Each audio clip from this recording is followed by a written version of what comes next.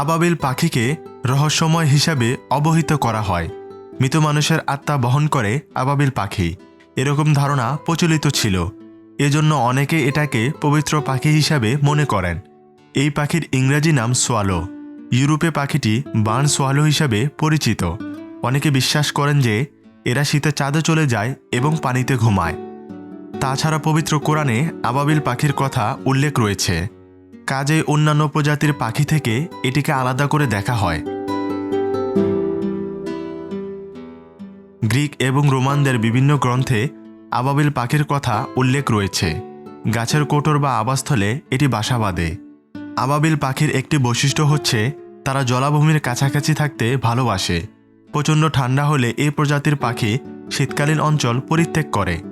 তখন অনেকটা পথ পাড়ি দিয়ে উষ্ণ অঞ্চলে প্রবেশ করে আবাবিল পাখি।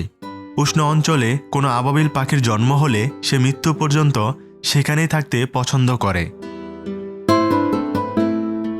পশ্চিমা বিশ্ব আবাবিল পাখিকে বসন্ত আগমনের প্রতীক হিসাবে দেখত। পাখিটির আচরণ দেখে আবহাওয়ার স্বরূপ নির্ণয় করা যেত। আবাবিল পাখি যদি মাটির কাছাকাছি উড়ে তাহলে ধরে নেওয়া হতো যে বৃষ্টি হতে যাচ্ছে। যদি মাটির অনেক উঁচুতে উড়ে তাহলে আবহাওয়া ভালো হিসাবে ধরে নেওয়া যেত।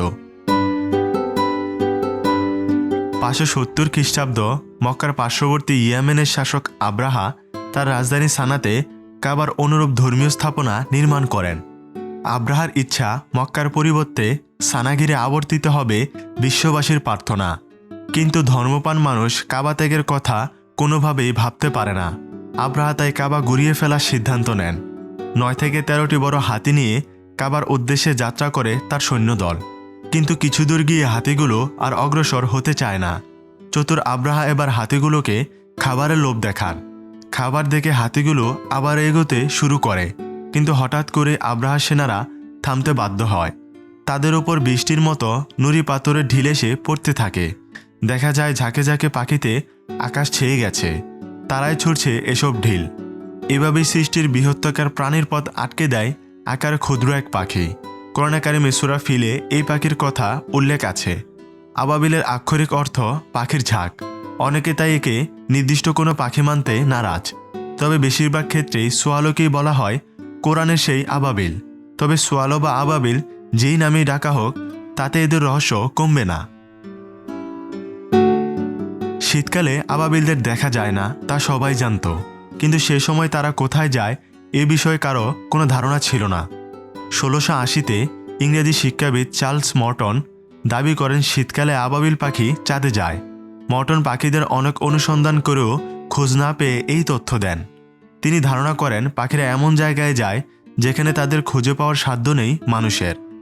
মর্টনের প্রায় 70 বছর আগেই গ্যালিলিও চাঁদে পাহাড় ও সমুদ্র খুঁজে পাওয়ার দাবি করেন। সম্ভবত তিনি ফ্রান্সিস গডউইনের 1638 সালে প্রকাশিত the man in the moon উপন্যাসটি পড়েছিলেন। উপন্যাসটিতে চাঁদে গিয়ে এক ব্যক্তি ঝাঁকে ঝাঁকে পাখির দেখা পান।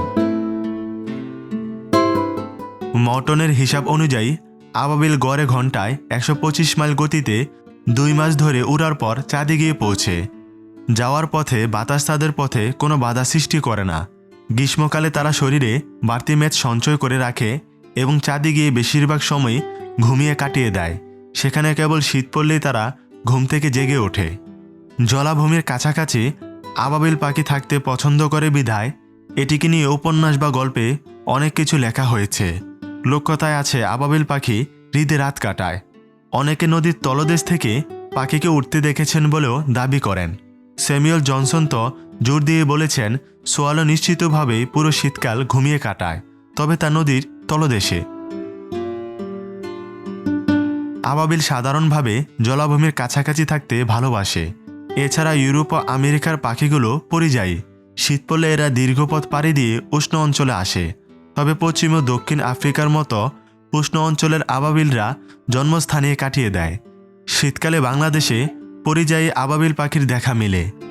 খাল, জলাশয় কিংবা ফসলের ক্ষেতের ওপর উড়ন্ত অবস্থায় তাদের ছোট ছোট পোকা শিকার করতে দেখা যায়। প্রচলিত আছে এই পাখিরা নাকি কখনোই মাটিতে নেমে আসে না। উড়তে ভালোবাসলেও তারা যে কখনোই অবতরণ করে না এমন নয়। পরিযায়ী পাখিগুলো প্রতি বছরই শীত শেষে তাদের ঘরে ফিরে। শতকে গিয়ে অবশেষে আবাবিলের রহস্য উন্মোচিত হয়। ভারতে ব্রিটিশদের শাসন জোরদার হতে শুরু করে, ফলে এই অঞ্চলে অতিথি পাখি হিসাবে আসা আবাবিলদের দেখে তাদের পরিযায়ী আচরণ সম্পর্কে নিশ্চিত হন পাখি বিশারদরা। 1864 সালে আলজারনল চার্লস সুইবান আত্মবিশ্বাসের সঙ্গে জানান যে শীতকালে সোয়ালো উষ্ণতার খোঁজে দক্ষিণে পাড়ি দেয়। তবে আবাবিল কিভাবে পৃথিবীর আরেক প্রান্তে যাওয়ার পথ খুঁজে পায় তা এখনও ধাঁধার মতোই। ধারণা করা হয় পৃথিবীর চৌম্বক ক্ষেত্রের সাহায্যে ম্যাগনেটেরিসেপশনের মাধ্যমে তারা গতিপথ চিনতে পারে।